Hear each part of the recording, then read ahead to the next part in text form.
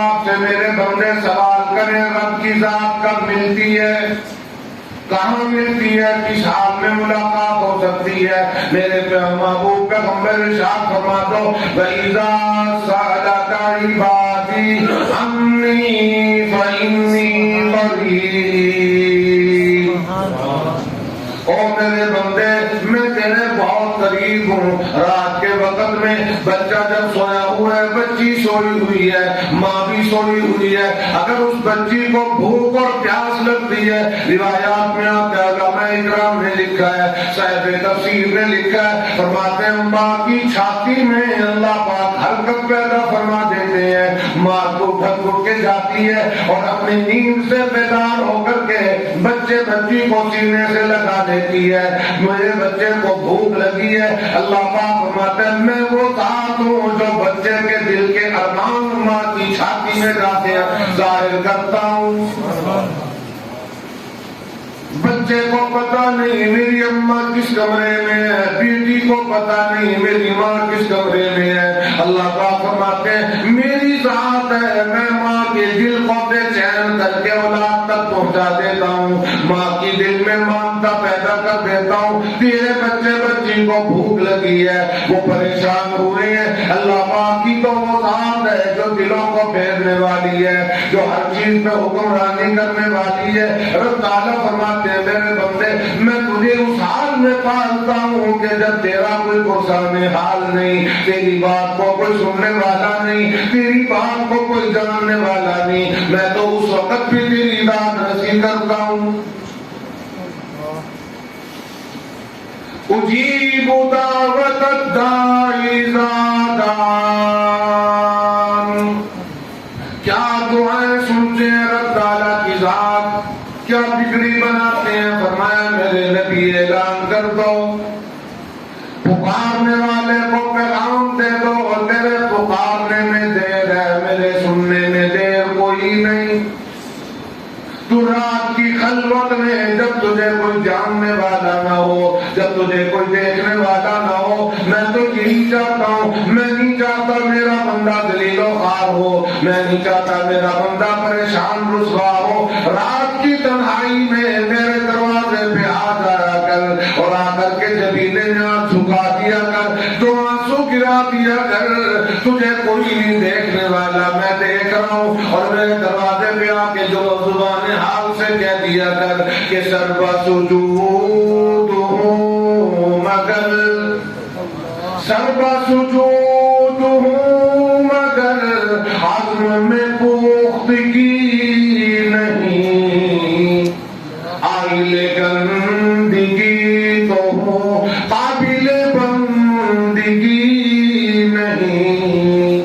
زبان حال سے اقرار کر لیا کر اے الہ العالمین میں بڑا خوار ہو چکا ہوں، میں بڑے گناہ کر چکا ہوں، میرے دامن میں بڑے عیب ہے، اے مالک کائنات میں تیری بارگاہ میں آتے ہوئے شرم محسوس کرتا ہوں، مجھے حیا مانے ہے، میں کس طرح تیرے دروازے پہ آ کے زمینیں نیاز جھکا دوں، میں کس طرح تیرے سامنے آ کے عاجزی کروں، اے الہ العالمین میرے تو اتنے عیب ہیں، اتنے جرائم ہیں، اتنے جرم ہیں، میرے اندر تو اتنی کوتاہیاں اور غفلتیں ہیں، اگر میرے ماں باپ کو پتہ چل جائے، میرے ماں باپ مجھے اپنے گھر میں نہ رہنے دیں، برادری والوں کو پتہ چل جائے، برادری والے میرے ساتھ بیٹھنا پسند نہ کریں، میرے حلقے کے دوستوں کو پتہ چل جائے، وہ میرے قریب نہ لگے، مجھے دھتکار کے الگ بیٹھ دیں، اے پروردگار عالم تیری ذات تو علیم بذات الصدور ذات ہے، تو سب کچھ جاننے والی ہے،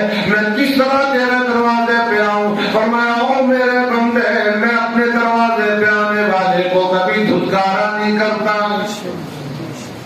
میں اپنے دروازے پہ آنے والے کو خالی اٹھایا نہیں کرتا، میرے خزانے بہت ہیں، میں آنے والے کو کبھی ملنا نہیں دیا کرتا، کبھی رسوا نہیں کیا کرتا، تو میرے دروازے پہ آ جا، میں اللہ کو ہوں کہ جو آنن فانن اپنے بندوں کی تقدیر بدل دیتا ہوں۔ سیدنا موسیٰ علیہ السلام اللہ کے اولو العزم پیغمبر ہیں، بارش نہیں ہو رہی، بارش نہ ہونے کی وجہ سے ساری قوم بھوک پیاس میں مبتلا ہے، حتیٰ کہ جانوروں کے لیے گھاس دن کا بھی نہ رہا، بارش نہیں، سبزہ نہیں زمین پہ۔ ساری قوم حضرت موسیٰ علیہ السلام کے پاس آئی اور آ کے عرض کیا، کلیم اللہ حالات آپ کے سامنے ہیں، دامن پھیلاؤ، اللہ سے دعا کرو۔ دعا کس سے مانگنی؟ آپ تو سو رہے ہیں، آپ کو کیا پتا کس سے دعا مانگنی؟ اللہ سے دعا مانگنی ہے، نبی بھی اللہ سے مانگتے ہیں۔ ساری قوم جمع ہوئی، کلیم اللہ سے دعا مانگو۔ اور آج جو آپ مسجدوں میں بیٹھ کر یا گھروں میں بیٹھ کر بیٹھوں میں بیٹھ کے دعائیں مانگتے ہو، یہ صدقہ ہے آقا انعامدار حضرت محمد رسول اللہ صلی اللہ تعالی علیہ وسلم کی ذات اقدس کا۔ ورنہ پچھلی امتوں کے لیے حکم یہ تھا کہ جب جس امت نے دعا کرنی ہے اس کے لیے حکم ہے کہ وہ عبادت گاہ میں آئے گی تو دعا کرے گی۔ عبادت گاہ سے مراد یہ تھا کہ حضرت موسیٰ علیہ السلام کے لیے حکم یہ ہے کہ وہ کھلے آسمان کے نیچے میدان میں کھڑے ہو کر کے دعا مانگے تو دعا قبول ہوگی، ورنہ دعا قبول نہیں ہوگی۔ اس امت پر اللہ کا احسان ہے کہ جب مرضی اور جہاں چاہے مانگے۔ سیدنا موسیٰ علیہ السلام کے سامنے ساری قوم کھڑی ہے، ساری امت جمع ہے کھلے میدان میں۔ اللہ اکبر، کیا منظر ہوگا جس میں کلیم اللہ دعا مانگ رہے ہوں گے، کہہ دو سبحان اللہ۔ اللہ کے نبی نے ہاتھ اٹھائے، نبی کی ذات اللہ کے بارگاہ میں دامن پھیلائے کھڑی ہے۔ حضرت کلیم اللہ دعا مانگ رہے ہیں، الہ العالمین بارش برسا دے، یا اللہ بارش برسا دے، میری امت کو پریشانی ہے، تیری مخلوق کو پریشانی ہے، یہاں پہ کھانے پینے کا نظام ختم ہو گیا، اپنی قدرت سے انتظام فرماتے ہوئے بارش برسا دے۔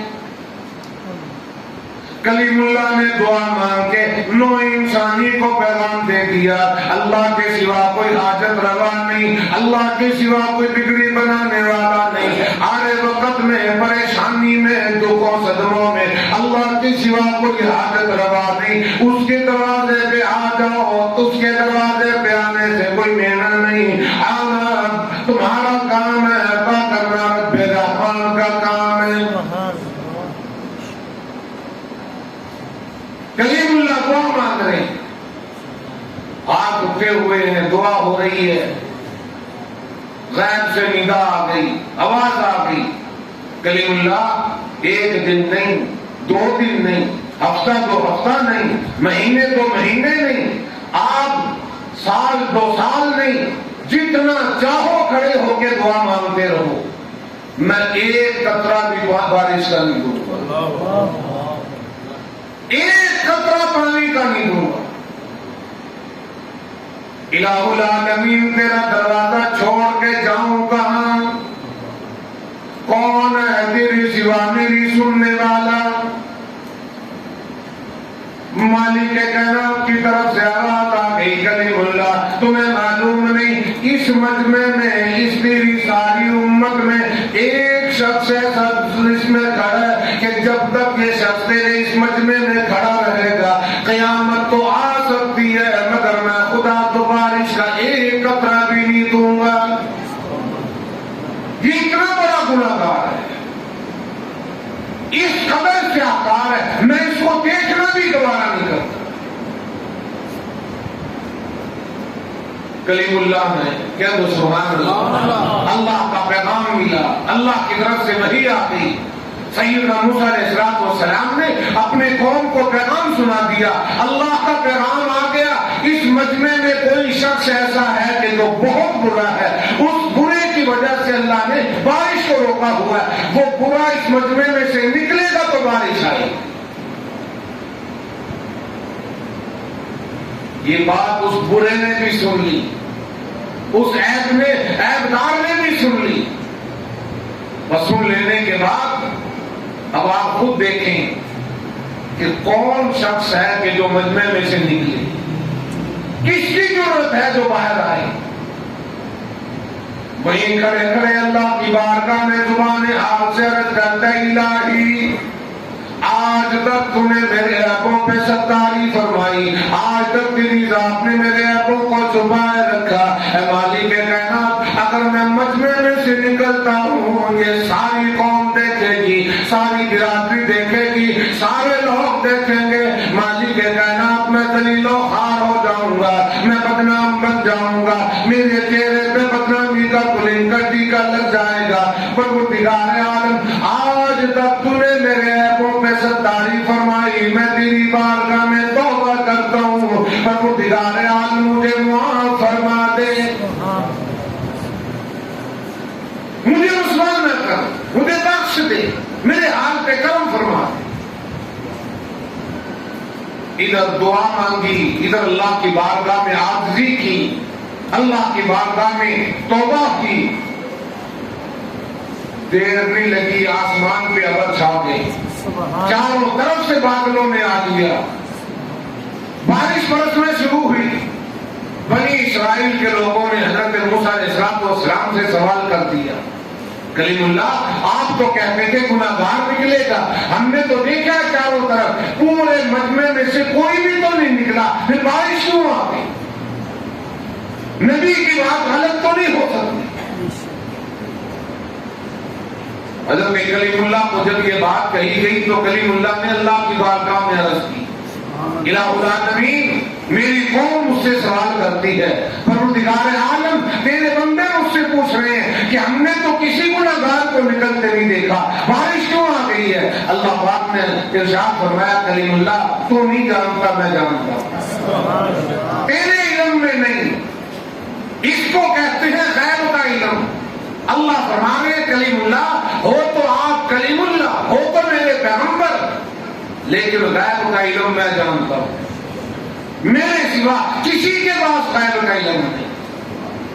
کلیم اللہ آپ کو معلوم نہیں میرے اس گناہگار بندے نے توبہ کر لی، اس نے میری بارگاہ میں آج کساری کر لی، اس نے اپنے گناہوں پہ ندامت کے آنسو بہا لیے، میرا دریا رحمت جوش میں آ گیا، فَيَغْفِرْ لَكُمْ ذُنُوبَكُمْ وَاللَّهُ غَفُورٌ رَحِيمٌ۔